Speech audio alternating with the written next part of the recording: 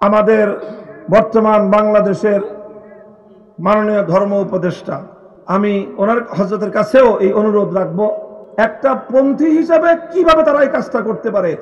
এইরকম একটা হত্যাযজ্ঞ বর্বরতা পরিচালনা করলে তাদের জন্য যে একটা বড় ধরনের সমস্যা হবে, এটা তো পাগলেও বুঝে। বলেন, এটা পাগলে বুঝে না? কিন্তু একটা পাগলের মতো বিবেকটাও এই পুরা গ্রুপের আগাগোড়া কারণ নাই। এইরকম একটা আনব্যালেন্স, এই ধরনের একজন দায়িত্ব জ্ঞানহীন একটা পূর্ণ জামাত, এত বড় একটা দল যদি একটা দেশে থাকে, সেই দেশে নানা ধরনের অকারেন্স, নানা ধরনের বিশৃঙ্খলা, নানা ধরনের জবাবদিহিতাহীন কার্যকলাপ চলতেই থাকবে। এই জন্য এটা শুধুমাত্র এখন শুধু তবলিগের সাথীদের সমস্যা নয়, এটা একটা বাংলাদেশের সমস্যা। এই সমস্যা গোটা বাংলাদেশকেই সমাধান করতে হবে। কালকের ঘটনা পরম্পরা যদি কেউ বিশ্লেষণ করেন, আমার প্রত্যেকটা কথা আপনার কাছে বোঝানোর জন্য পাল্টা যুক্তির, আলাদা যুক্তির প্রয়োজন হবে না। বৈষম্য বিরোধী ছাত্র আন্দোলনের নেতৃবৃন্দ সার্জিস আলম এবং হাসনাত আব্দুল্লাহদের সঙ্গে তারা যে আচরণ করেছে, তাদেরকে যেভাবে ব্ল্যাকমেইল করেছে, জিন্দা মানুষ তারা এখনো ঢাকার শহরে তাদের কথাকে বিকৃত করে, তাদের কথা দিয়ে পাবলিকরে ভুল টুল বুঝে তারা এই কাজ ঘটায় ফেলছে। অথচ তখনও সার্জিস আর হাসনাত আব্দুল্লাহ এরা কিন্তু সব জিন্দা, এরা দেখতেছে যে আমাদের কথাগুলোকে বিকৃত করে এই ধরনের কাজ এরা ঘটায় ফেললো। কাজে এই জন্য কোন সুস্থ মস্তিষ্ক সম্পন্ন লোক ওখানে আছে বলে আর এটার কোনোই অবকাশ নাই। কাজে এই লোকগুলোকে হয় এদের দায়িত্বশীল সকলকে এদেরকে কোনো একটা মানসিক হাসপাতালে ভর্তি করে দীর্ঘ মানসিক চিকিৎসা করে স্বাভাবিক অবস্থায় আসলে হয় আবার তারা কোথাও কোনো দায়িত্ব পালন করার সক্ষমতা অর্জন করতে পারে। আর না হয় এই ধরনের মানসিকভাবে বিকারগ্রস্ত লোকগুলো যারা এইরকম একটা বর্বরতা এইভাবে চালায় ফেলতে পারে, অথচ ইতিপূর্বে আরেকটা বর্বরতা চালিয়েছে, এরকম একটা তিক্ত অভিজ্ঞতা থাকার পরেও আবার গতকালকের ঘটনা বিনা উস্কানিতে একতরফা ভাবে যেভাবে ঘটিয়েছে, এই ঘটনার পর এখন আর কোনোভাবেই তাদের উপর বিন্দু মাত্র আস্থা বাংলাদেশ রাখতে পারে না। বাংলাদেশ যদি এক্ষেত্রে ভুল করে ভবিষ্যতে অনেক বড় মাসুল দিতে হবে। বাংলাদেশের আগস্ট বিপ্লব, এটাকে এদেশের মানুষ দ্বিতীয় স্বাধীনতা বলে আখ্যায়িত করেছে। অর্থাৎ আগস্ট বিপ্লবের সঙ্গে বাংলাদেশের অস্তিত্বের সম্পর্ক। আগস্ট বিপ্লব যদি ব্যর্থ হয়, বাংলাদেশের স্বাধীনতা বিপন্ন হবে।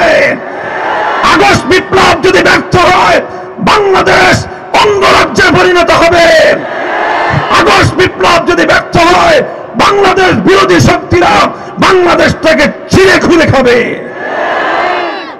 এই জন্য আগস্ট বিপ্লবের পর এদেশের আলেম সমাজ খুবই চৌকান্না সচেতন যে আমাদের এমন কিছু করা সমীচীন হবে না যে কারণে দেশের বর্তমান যে একটা পরিস্থিতি, খুবই বর্তমান একটা অস্বাভাবিক এবং একটা সাময়িক একটা সরকার ব্যবস্থার মধ্য দিয়ে বাংলাদেশকে অতিক্রম করতে হচ্ছে। এই পরিস্থিতিতে কোনো ধরনের সংকট তৈরি হওয়া, কোনো ধরনের সরকারের উপর অতিমাত্রায় চাপ তৈরি করে নিজেদের দাবি দাওয়া আদায় করা, এটাকে আমরা মনে করি একটা সুযোগ সন্ধানী কাজ। দেশটা এখন একটা অন্তর্বর্তীকালীন সময় অতিক্রম করছে। সরকার হলো এখন একটা অস্থায়ী সরকার। তো একটা অন্তর্বর্তীকালীন সময় অতিক্রমকারী একটা দেশের একটা অস্থায়ী সরকারকে যদি সুযোগ পেয়ে যারা দাবির পরে দাবি তুলতে চায়, এটা অবশ্যই সুযোগ সন্ধানী একটা কাজ। এটা কোনো বীর পুরুষের কাজ নয়, এগুলো হলো কাপুরুষের কাজ। সুযোগ পেয়ে এখন সবাই যার যার মতো করে নিজেদের সামান্য স্বার্থের জন্য দেশ এবং জাতির বড় ধরনের ক্ষতি করতে তারা দ্বিধা করে না। উলামায়ে কেরামের কৌশল ছিল এবং এটা আমাদের সুচিন্তিত আমাদের নীতি এবং পলিসি ছিল যে এই সময়টায় আমরা রাষ্ট্র এবং সরকার বিব্রত হয় এমন বড় ধরনের কোনো ধরনের চাপ প্রয়োগ আমরা করব না। যদিও আমাদের অনেক কথা আছে, অনেক দাবি আছে, আমাদের অনেক আবেগ আছে, আমাদের অনেক এজেন্ডা আছে, আমাদের 15 বছরের জুলুম এবং নির্যাতন সহ্য করার দাস্তান রয়েছে, আমাদের ঘরগুলোতে আজও অনেক বিধবার কান্নার রোল আছে, আমাদের ঘরগুলোতে আজও অনেক এতিম সন্তানের বিলাপ রয়েছে, আমাদের ঘরগুলোতে এখনো অনেক সন্তানহারা মায়ের আহাজারি রয়েছে, আমাদের ঘরগুলোতে এখনো অনেক ভাইহারা বোনের আর্তনাদ রয়েছে, অনেক কিছু রয়েছে। সব কষ্ট বুকে চাপা দিয়ে আমরা শুধুমাত্র দেশ, জাতি এবং ইসলামের স্বার্থে এই সময়টাকে সুযোগ সন্ধানী হিসেবে আমরা ব্যবহার করতে চাই না। আর না হলে এদেশের আলেম সমাজের সেই সামর্থ্য রয়েছে, এদেশের আলেম সমাজের সেই সামর্থ্য রয়েছে যে আলেম সমাজ নিজেদের দাবিগুলো বুকে পাড়া দিয়ে আদায় করতে পারে, কিন্তু সেটা হবে দুর্বল সময়ে রাষ্ট্রের সঙ্গে ভীরুতা এবং কাপুরুষতার আচরণ। এই জন্য নীতি নির্ধারণী পর্যায়ের আলেম সমাজ সিদ্ধান্ত নিয়েছেন যে তবলিগের এই বিষয়েও দীর্ঘদিনের আমাদেরকে বিগত ফ্যাসিবাদী সরকার এই বিষয়টা নিয়ে যার পর নাই আলেম সমাজকে উত্তপ্ত করেছে, বিরক্ত করেছে। আমাদের যারা আলেমদের অনুসারী তবলিগপন্থী যারা আছেন, বিগত ফ্যাসিবাদী সরকারে তাদের দুইটা উপাধি ছিল, একটা হলো পাকিস্তানপন্থী আর একটা হলো হেফাজতি। বলেন, সাতপন্থী এমন কোন তবলিগি নাই যে দৈনিক 2-4 বার হেফাজতি জপ না জপত। হেফাজতি বলে গালি দেওয়া হতো। কেন হেফাজতি বলে কেন গালি দিত? গালি দিত এই জন্য যে হেফাজতি বলে গালি দিলে শেখ হাসিনা খুশি হয়। শেখ হাসিনার আনুকূল্য লাভ করার জন্য তবলিগ জামাতের এই পন্থীকে, এই পক্ষকে তারা হেফাজতি বলে আখ্যায়িত করত, হেফাজতি বলে গালি দিত, হেফাজতি বলে সরকার এবং ফ্যাসিবাদী রাষ্ট্রের ফ্যাসিবাদী সরকার প্রধানের আনুকূল্য পাওয়ার জন্য যা যা করতে হয় তাই তারা করেছিল। এই সব আমরা নীরবে সহ্য করেছি। যখন ফ্যাসিবাদী সরকার বিলুপ্ত হয়ে গেল, নতুন সরকার গঠিত হলো, এই সময়ে আমরা আরো অনেক বড় বড় দাবি নিয়ে আমরা মাঠে অগ্রসর হতে পারতাম। আমি বিশেষ করে আলেমদেরকে বলেছি যে দেখেন, আমাদের মূলনীতি হওয়া উচিত যে এই বিষয়টা আর যেন দীর্ঘসূত্রিতা না ঘটে। বিগত সরকারের পলিসি ছিল ডিভাইড অ্যান্ড রুল। তবলিগ জামাতের এই বিবাদ এটা যেন কোনোদিন মীমাংসা না হয়, বরং এমন ভাবে কেচাল লাগায় রাখো যাতে প্রতি বছর তাদের কাছে ধর্ণা দিতে হয়, কোনোভাবেই যেন স্থায়ী কোনো সমাধান না হয়। তো আমরা সিদ্ধান্ত করলাম যে এখন দ্রুত একটা স্থায়ী সমাধানের দিকে যাওয়া উচিত, যাতে এগুলো নিয়ে কেচাল করতে করতে বারবার আমাদেরকে যেন সরকারের কাছে ধর্ণা দিতে না হয় ধর্মীয় বিষয় নিয়ে। এই জন্য আলেমদের বিগত সরকার কর্তৃক অনেক ধরনের নিপীড়নের পরেও সেই বিষয়গুলি যেন বহাল রেখে আমরা নতুন কোনো দাবি দাওয়া উত্থাপন করতে চাই নাই। কারণ এখন রাষ্ট্র অন্তর্বর্তীকালীন সরকারের সময়ের মধ্যে দিয়ে অতিক্রান্ত হচ্ছে, সরকারও হলো এখন একটা অস্থায়ী সরকার। ঠিক আছে, যেমনি আছে এভাবে চলতে থাকুক। এইভাবে চলতে চলতে ইজতেমাটা যাক, ইজতেমার পরে বর্তমান সরকারের গুরুত্বপূর্ণ দায়িত্বশীলরা আশ্বাস দিয়েছেন যে মার্চ এপ্রিল মাসে এই বিষয়গুলোর একেবারে স্থায়ী একটা সমাধান আমরা উভয় পক্ষের সঙ্গে আলাপ আলোচনার ভিত্তিতে আমরা করে দিব। আমরা সেই অপেক্ষায় ছিলাম এবং তাদের অনুরোধে, সরকারের উপদেষ্টা মণ্ডলীর অনুরোধের প্রেক্ষিতে ওলামায়ে কেরাম এবং তাদের পক্ষের তবলিগের মুরব্বীগণ অনেক বড় বড় দাবি মুহূর্তের মধ্যে পরিত্যাগ করেছেন। বলেছিলেন যে কাকরাইলে তাদেরকে জায়গা দেওয়া হবে না, কারণ কাকরাইল যে কাজের জন্য আমাদের কথা হলো যে সেই কাজ ওলামায়ে কেরামের নেতৃত্বেই হওয়া চাই। কাকরাইলের যেই ট্রাস্টি বোর্ড, সেই ট্রাস্টি বোর্ডে ওলামায়ে কেরামের সংখ্যাধিক্য, তারাই এই ট্রাস্টি বোর্ড চালায়। এবং কাকরাইল এটা একটা মসজিদ এবং মাদ্রাসা কমপ্লেক্স, শুধু মসজিদ নয়, মাদ্রাসাটা পূর্ণাঙ্গভাবে আলেম সমাজের দ্বারা পরিচালিত। কাজেই সেই হিসাবে কাকরাইল মসজিদের পূর্ণ প্রপার্টি এমনিতেই শতকরা 75% আলেমদের কাছে। সেখানে আবার ট্রাস্টি বোর্ডের মধ্যেও আলেমরা হলো 2/3, 6 জনের মধ্যে 4 জন, কাজেই সেই হিসাবে 2 জনকে তো এমনিতেই তারা সিদ্ধান্ত বলেই তাদেরকে বহিষ্কার করে দিতে পারে। 6 জনের যদি মিটিং হয়, 4 জনের একমত, 2 জনের আরেক মত, কারটা সিদ্ধান্ত হবে? তো 6 জনের মতে সিদ্ধান্ত হলে এমনিতেই তো তারা বাতিল হয়ে যায়। নিয়ম অনুযায়ী তাদেরকে বাদ দিয়ে দেওয়ার সুযোগ ছিল, কিন্তু সেদিকে যায় নাই, যে ঠিক আছে আমরা মিলেমিশে কিছুটা ছাড় দিয়ে চলতে থাকি, কোনো নতুন কোনো ক্যাচাল যেন তৈরি না হয়। এইভাবে চলতে চলতে চলতে চলতে এবং সর্বশেষ রাষ্ট্রীয় সিদ্ধান্ত যে স্থিতাবস্থা বহাল থাকবে। আপনারা যেভাবে কাকরাইল চালাচ্ছেন চালান, ওনারা যতটুকু সময় কাকরাইল পরিচালনা করে করুক। ইজতেমার মাঠে যেভাবে সারা বছর আপনারা কার্যক্রম পরিচালনা করছেন, ইজতেমার মাঠে তো সারা বছর অন্য কোনো কাজ থাকে না। একটা কাজ হলো ইজতেমার মাঠের সারা বছরের কাজ, সেটা হলো একটা মাদ্রাসা পরিচালিত হয়, যেটা সারা বছরের কাজ। আর বাকি অন্য সব কাজই হলো মৌসুমী কাজ। এই জন্য স্বাভাবিকভাবেই মাদ্রাসা যেহেতু সারা বছর চলে এবং দাওয়াত এবং তাবলীগের সাথী প্রায় 80 থেকে 90% আলেম ওলামাদের সাথে এই বিপুল কার্যক্রম পরিচালনার জন্য গত 7 বছর ধরেই ইজতেমার পুরনো মাঠ আলেম সমাজ পরিচালনা করে আসতেছেন। এই প্রথম তারা অন্তর্বর্তীকালীন সরকারের এই যে অন্তর্বর্তী সময় আর অস্থায়ী সরকারকে তারা দুর্বল ভেবে এখন ওই ইসকন যেই পথ অবলম্বন করেছিল যে এখন যে কোনো ভাবে নিজের অন্যায় আবদার আদায় করার এখনই সময়। আপনারা দেখেছেন বিগত কয়েক মাস ধরে বাংলাদেশে এই খেলা চলছে। 14 বছর তাদের দাবির কোনো খোঁজ খবর ছিল না, 15 বছর ধরে তাদের দাবি দেওয়ার কোনো খোঁজ খবর ছিল না। এখন নানা রকম দাবি দাওয়া নিয়ে আনসার লীগ, মোটর লীগ, শ্রমিক লীগ, তারপরে এই যে অটোরিকশা লীগ, নানা রকম নামে যার যা দাবি দেওয়া 15 বছর এটা জমা পড়ছিল, এখন সব দাবি দেওয়া নিয়ে রাস্তায় নামতেছে। কারণ আর তারা শুধু নামতেছে তা নয়, বরং তাদেরকে পিছন থেকে কোনো শক্তি উস্কানি দিয়ে তাদেরকে মাঠে নামাচ্ছে। এটা তো আমার বক্তব্য না, এটা হলো বাংলাদেশের সচেতন প্রত্যেকটা নাগরিকের বক্তব্য। তোমার এই সকল বিষয়গুলো 15 বছর কোনোদিন তোমরা মুখ ফুটে বলো নাই, এখন বলার এত আগ্রহ কারণটা কি? কারণ আসলে তারা দাবি দাওয়া আদায় করা মূল মুখ্য নয়। মুখ্য উদ্দেশ্য হলো এই সময় দেশের মধ্যে একটা অস্থিতিশীলতা সৃষ্টি করা।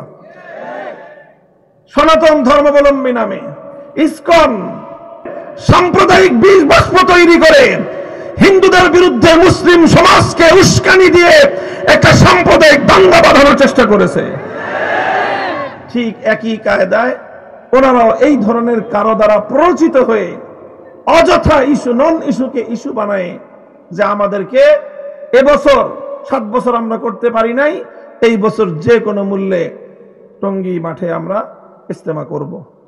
এই দাবিটা নিয়ে যখন তারা মাঠে নামলো, ইচ্ছা ছিল আলেমদের যে এই সকল বিষয়গুলো সব একসাথে সেটেল হবে ইজতেমার পরে মার্চ এপ্রিল মাসে। সরকারও বলেছে সবাই আমরা সেইভাবেই প্রস্তুত।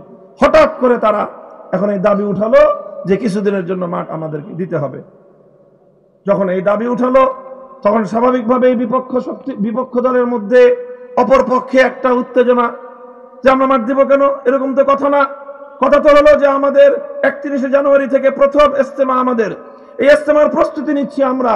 প্রতিদিন প্রতি সপ্তাহে সারা দেশ থেকে তাবলীগের সাথীরা, মাদ্রাসার ছাত্ররা এসে ইজতেমার জন্য খুঁটি কাটতেছে, কাজ করতেছে। এখন তোমরা মাঝখান দিয়ে কয়দিন তোমরা আবার কেন এখানে ঢুকবা? তোমরা অন্যান্য জায়গায় যেভাবে গত 7 বছর জোর ইজতেমা করেছো, এবছরও সেইভাবেই অন্য জায়গায় জোর ইজতেমা করো। এরপরে মূল ইজতেমা পর্ব সম্পন্ন হওয়ার পরে ফেব্রুয়ারিতে মাঝামাঝি দিকে ইজতেমা শেষ হবে, মাসখানিক পরেই তো মার্চ এপ্রিলে স্থায়ী সমাধান হয়ে যাবে। তখন যেইভাবে মীমাংসা হবে সেইভাবে কাজ করবা। এত তোমাদের কি ঠেকা পড়ে গেল যে এই বছর তোমাদেরকে ওখানে জোর ইজতেমা করার জন্য তোমাদেরকে এভাবে যুদ্ধ বাধায় দিতে হবে? এটা তো দুরভিসন্ধি, উদ্দেশ্যমূলক হীন উদ্দেশ্য ছাড়া অন্য কিছু হতে পারে না। এটার কারণে আমাদের পক্ষের যে সকল লোকজন তাদের মধ্যে একটা উত্তেজনার সৃষ্টি হলো। ওনারা এটা নিয়ে বিভিন্ন কর্মসূচি দেওয়ার চিন্তা করলেন। আমি তাদের সকলকে নিবৃত্ত করলাম যে দাঁড়ান, আপনারা অন্য কোনো পথে যেন না, আমরা আলোচনার মাধ্যমে সমস্যার সমাধান করি। আমি নিজে ব্যক্তিগতভাবে উদ্যোগ নিলাম এবং সাতপন্থীদের ওনাদের যারা দায়িত্বশীল তাদের সঙ্গে যোগাযোগ করলাম, নিজে অগ্রসর হয়ে তাদের সঙ্গে যোগাযোগ করে তাদের সঙ্গে বসলাম, তাদের কাছে গিয়ে তাদের বাড়িতে গিয়ে তাদের সঙ্গে বসলাম, বসে তাদেরকে রিকোয়েস্ট করলাম, অনুরোধ করলাম যে দেখেন একটা মীমাংসার দিকে যেহেতু যাচ্ছে পূর্ণ বিষয়টা, হঠাৎ এখন একটা ছোট্ট বিষয়কে এভাবে গুরুত্ব দিয়ে এটাকে ফলাও করে সংঘাতের পরিস্থিতি তৈরি করবেন না, তাহলে দেখা যাবে যে আসলে সবকিছু নিয়ে একটা ঝামেলা লাগবে, আর এপ্রিল মাস পর্যন্ত যে একটা স্থায়ী সমাধান হওয়ার কথা সেই সমাধানটা বিপন্ন হয়ে যাবে। আপনি এটা করেন না। রিকোয়েস্ট করলাম, অনুরোধ করলাম, আন্তরিক পরিবেশে তাদের সঙ্গে কথাবার্তা হলো।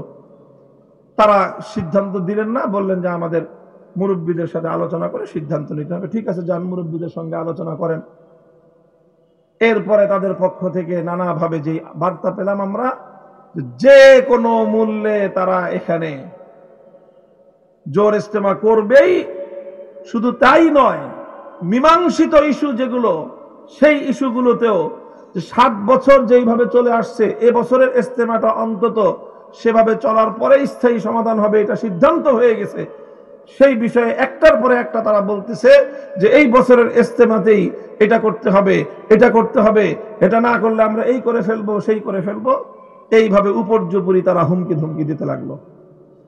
এখন আমি যেহেতু ব্যক্তিগতভাবে আমাদের দায়িত্বশীলদেরকে বলেছিলাম যে ঠিক আছে, আমাকে একটা সুযোগ দেন, আমার তাদের ব্যাপারে আস্থা, এতটুকু আশা ছিল যে যদি আমি বা আমার মতো এরকম আমাদের মতো 2-4 জন ব্যক্তি আমরা স্বয়ং তাদের কাছে গিয়ে অনুরোধ করি, তাহলে তারা অন্তত ন্যূনতম তাদের মধ্যে যদি মানবতা থেকে থাকে, তাহলে তারা আমাদের অনুরোধটুকু রক্ষা করে, আমাদের অনুরোধের সম্মানটুকু রক্ষা করে, তাদের বাড়িতে গিয়ে অনুরোধ করেছি, এই সম্মান রক্ষার্থেও অন্তত তারা বিষয়টা চেপে যাবে।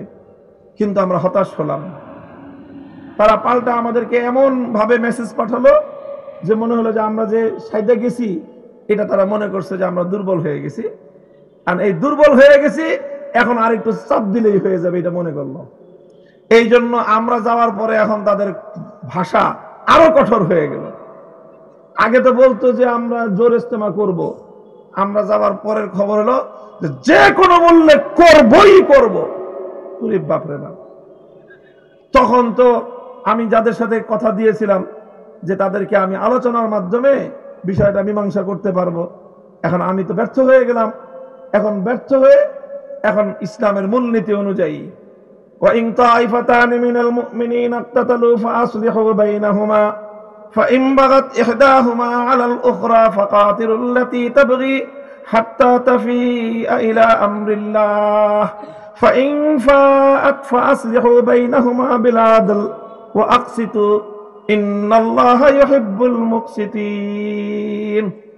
কোরআনে পাকের সূরাতুল হুজরাতে আল্লাহ পাক রব্বুল আলামিন দুটি মুমিন দলের মধ্যে যখন কোনো বিবাদ তৈরি হয়, তখন সেই বিবাদ মীমাংসার জন্য আল্লাহ পাক যে মূলনীতি বলেছেন সেটা হলো, লক্ষ্য করেন, এটা সকল ক্ষেত্রে কার্যকর। দুইটা মুমিন পরিবার, দুইটা মুমিন সোসাইটি, যে কোনো দুইটা মুমিন দলের মধ্যে যখন কোনো একটা বিষয় নিয়ে বিভেদ দেখা দিবে, তখন তৃতীয় পক্ষের কাজ কি? ফাসলিহু বাইনাহুমা। তৃতীয় পক্ষের কাজ হলো দুই পক্ষের মধ্যে তোমরা মীমাংসা করে দাও।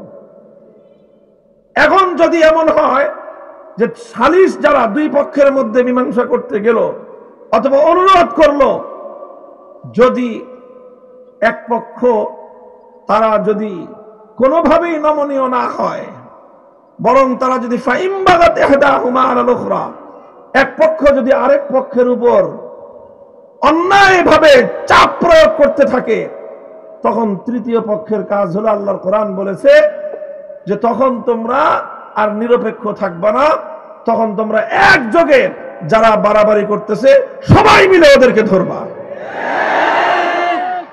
এখানে আর কোনো কেউ নিরপেক্ষ থাকবে না। তখন আগে দ্বন্দ্ব ছিল দুইজনের, 10 জন মিলে গেছে দুইজনের মধ্যে মীমাংসা করতে। এখন যার কারণে মীমাংসা বাধাগ্রস্ত হবে 10 জন তার বিপক্ষে অংশ নিবে। এখন আগে ছিল একজনের সঙ্গে বিরোধ, এখন হবে 11 জনের সঙ্গে বিরোধ। তুই আগে একজনের সাথে বিরোধ করেছিস, এবার আমরা 10 জন সহ তার সাথে যোগ দিলাম।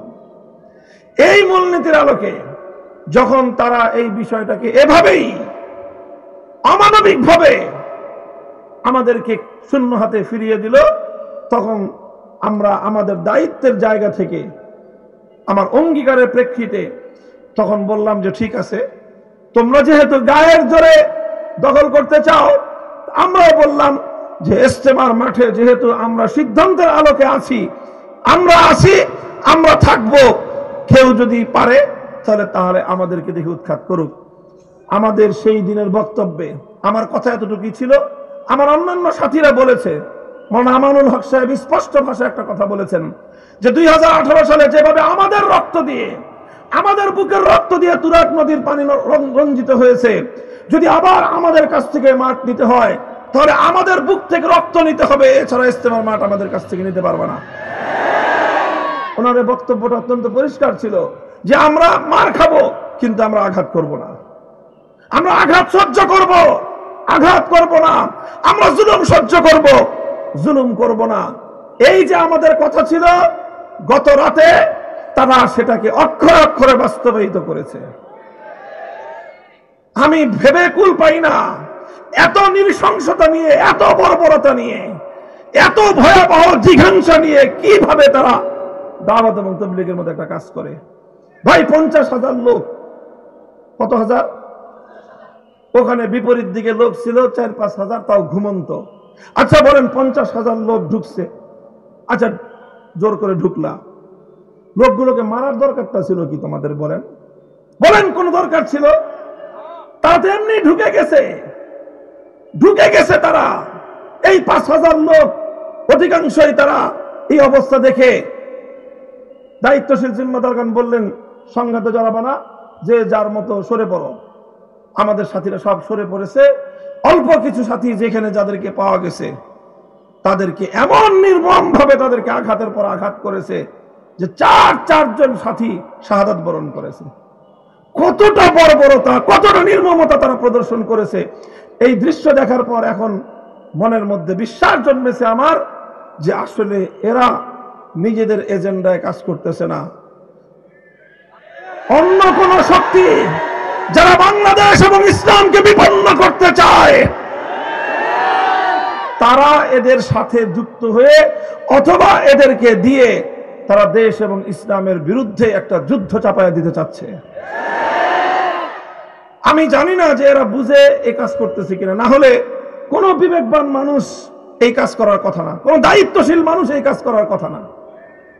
আপনি বলেন 50,000 মানুষ এসে 5,000 মানুষকে এলোপাতাড়ি ধারালো অস্ত্র দিয়ে, ছুরি দিয়ে, চাকু দিয়ে বুকে পেটে আঘাত করলো, গলার মধ্যে জবাই করে দিল। এই ধরনের নৃশংস এবং বর্বর কাজ এটা করার তো কোনোই দরকার ছিল না। তোমরা টঙ্গীর মাঠ দখল করবা, বুঝলাম এটা নিয়ে বিতর্ক আছে, তো মাঠ তো দখল হয়েই গেছে। তোমরা যখন 50,000 লোক নিয়ে এভাবে জোরপূর্বক ঢুকলা, আইন অমান্য করছো, রীতি ভঙ্গ করছো, সেটা ভিন্ন বিচার হইতো, সালিশ হইতো। মানুষগুলোকে মারলা কেন বলো? কোন কারণে মারলা? এই লোকগুলোকে হত্যা করার পিছনে তোমাদের পরকালীন কি লাভ ছিল, ইহকালীন কি লাভ ছিল বলো? কোনো কিছুই ছিল না। বাস শুধুমাত্র এইভাবে মানুষগুলোকে হত্যা করার জন্যই যেন তারা হত্যা করলো। এই হলো পরিস্থিতি।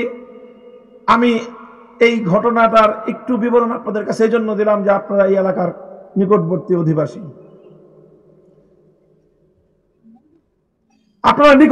অধিবাসী, এই বিষয়গুলো আপনাদের হয়তো অনেকের মধ্যে কনফিউশন থেকে থাকতে পারে। তবে এখনো আমি ওই কথাই বলতেছি, ফাইম বাগাত ইহদাহুমা আলাল উখরা ফাকাতিলুল্লাতী তাবগী হাত্তা তাফিআ ইলা আমরিল্লাহ। যদি এক পক্ষ বাড়াবাড়ি করে তাহলে তাদের বিরুদ্ধে সকলে মিলে ঐক্যবদ্ধ প্রতিরোধ গড়ে তুলো। সকলের বাধার মুখে ফাইন ফাত, সকলের বাধার মুখে যদি তারা আবার সঠিক পথে ফিরে আসতে চায় তাহলে তাদের জন্য দুয়ার খোলা আছে, তাদের জন্য দুয়ার খোলা আছে। শুধুমাত্র যারা হত্যাকাণ্ডের সঙ্গে জড়িত তাদের বিচার হতে হবে। যারা প্রত্যক্ষভাবে আগাম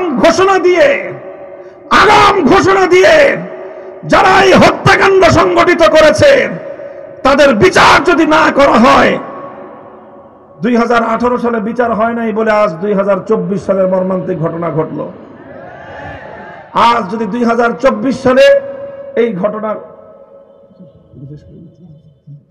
2024 সালের এই ঘটনার যদি কোনো বিহিত না হয়, তাহলে এটা একটা ভয়াবহ পরিণাম দেশের উপর, জাতির উপর, মানুষের উপর চেপে আসতে পারে। এরপরে বলছি, ফাইন ফাআত ফাসলিহু বাইনাহুমা বিল আদল, যদি তারা আবার সঠিক পথে ফিরে আসার কোনো মনোভাব তাদের মধ্যে দেখি, আমি ব্যক্তিগতভাবে বলছি যে উদারভাবে আবারও তাদেরকে মূল স্রোতে দ্বীনি দাওয়াতের মেহনতের সাথে তাদেরকে সংযুক্ত করে নেওয়ার পিছনে এবং সেজন্য চেষ্টা করার ক্ষেত্রে আমাদের কোনো কার্পণ্য থাকবে না। পরিষ্কার এটা আমাদের কথা। কাজেই তারা যেই কাজটা করেছে, এই কাজের মাধ্যমে যেই ভয়াবহ এক জঘন্য অপরাধ তাদের দ্বারা সংগঠিত হয়েছে, এর দ্বারা সবচেয়ে বড় যেই মেসেজটা দিবালোকের ন্যায় পরিষ্কার হয়ে গেছে, সেটা হলো এই: অন্তত বাংলাদেশের সাতপন্থীদের মধ্যে একজন বিবেকবান দায়িত্বশীল নাই। Not a single person. একজন ব্যক্তিও যদি থাকতো, গতকালকের রাতের এই ঘটনা তারা ঘটাতে পারে না। গতকালকের এই ঘটনার কোনো যৌক্তিক বিশ্লেষণ নাই, দুনিয়ার দিক থেকেও নাই, আখিরাতের দিক থেকেও নাই, সাতপন্থী হিসাবেও নাই, ওলামাপন্থী হিসাবেও নাই। যেই ঘটনা তোমরা ঘটাইলা, এই ঘটনার কারণে আগে তো তোমরা জোর করার জন্য একটা দেন দরবার করার সুযোগ পাচ্ছিলা, ইজতেমা করার একটা দেন দরবার করার সুযোগ পাচ্ছিলা। গতকালকের এই ঘটনার পর জোর তো দূরের কথা, ইজতেমা তো দূরের কথা, এখন তোমাদের বিরুদ্ধে এই 4 হত্যা সহ আমাদের যে সকল নিরপরাধ ভাইদেরকে তোমরা নির্মমভাবে আহত করেছো, 2018 সালে আমার 5000 সন্তানদেরকে নির্মমভাবে তোমরা ক্ষতবিক্ষত করেছো, প্রতিটি ফোঁটা রক্তের জন্য জবাবদিহিতার কাজ করে তোমাদেরকে দাঁড়াতে হবে।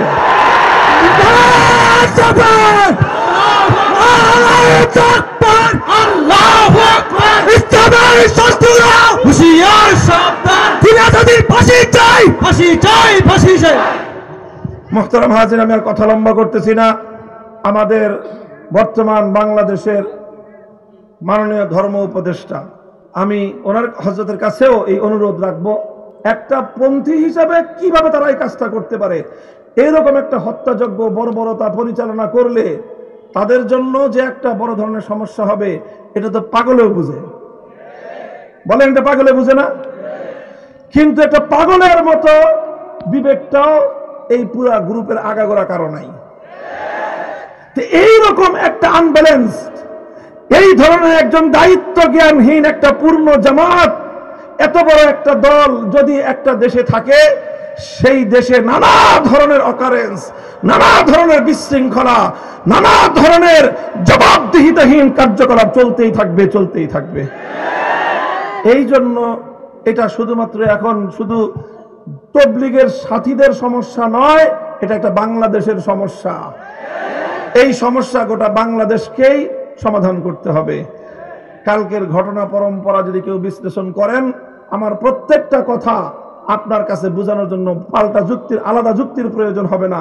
বৈষম্য বিরোধী ছাত্র আন্দোলনের নেতৃবৃন্দ সার্জিস আলম এবং হাসনাত আব্দুল্লাহদের সঙ্গে তারা যে আচরণ করেছে, তাদেরকে যেভাবে ব্ল্যাকমেইল করেছে, জিন্দা মানুষ তারা এখনো ঢাকার শহরে তাদের কথাকে বিকৃত করে, তাদের কথা দিয়ে পাবলিকরে ভুল টুল বুঝে তারা এই কাজ ঘটায় ফেলছে। অথচ তখনও সার্জিস আর হাসনাত আব্দুল্লাহ এরা কিন্তু সব জিন্দা, এরা দেখতেছে যে আমাদের কথাগুলোকে বিকৃত করে এই ধরনের কাজ এরা ঘটায় ফেললো।